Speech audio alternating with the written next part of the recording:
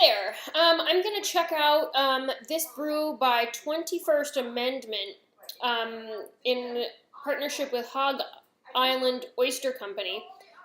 This is called Marooned on Hog Island, and this is stout brewed with Hog Island sweetwater oyster shells.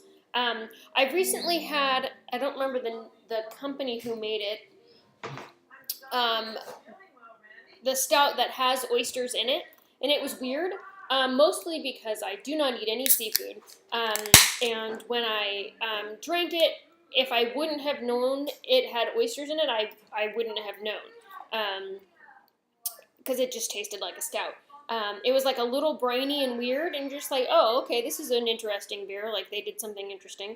And then you go on with your life. But when you know that weirdness is oysters, it's weird. Like, I don't know. Anyway, I was like, I don't know if I should be disgusted by this or if it's okay. I don't know.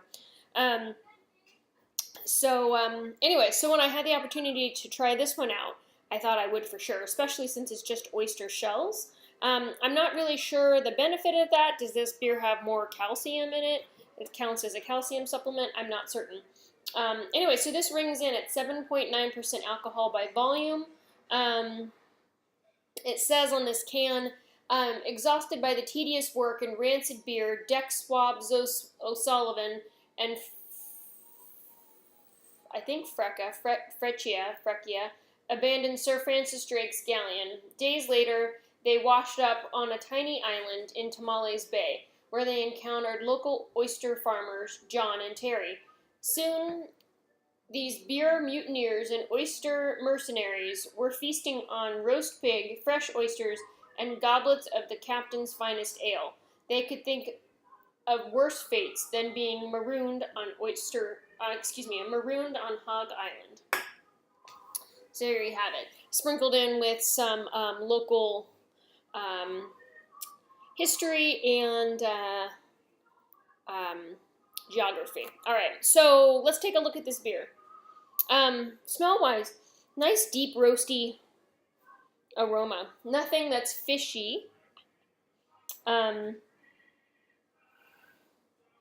Nice deep roastedness. Kind of coffee. Reminds me of chocolate a little bit. It pours nice and heady. Looks like it's going to dissipate by the time I pour down. Very, very dark. No light gets through. Maybe just like a hint at the very bottom. All right.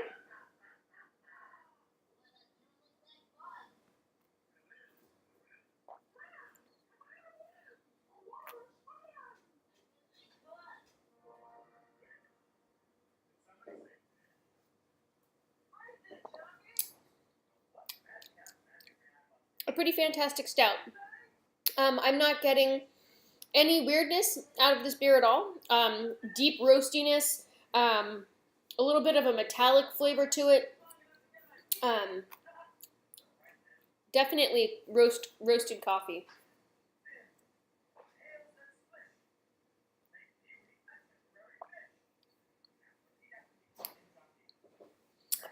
I want to say that the body's kind of thin.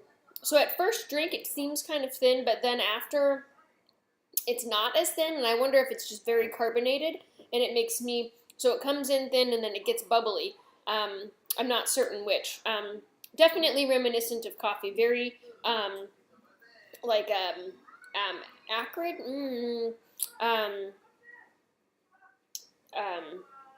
strong bitter coffee finish.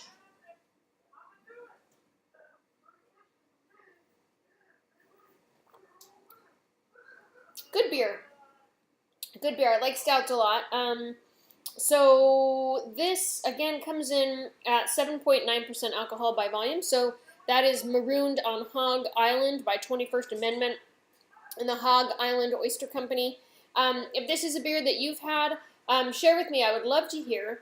If you've had any of the beers made with oyster shells, also tell me about that. I'm trying to think of what they were called. I want to say one was Hen House, but I don't know if that recollection is true. There's another one that's worth trying, and I've got this like 99 bottles of beer on the wall poster.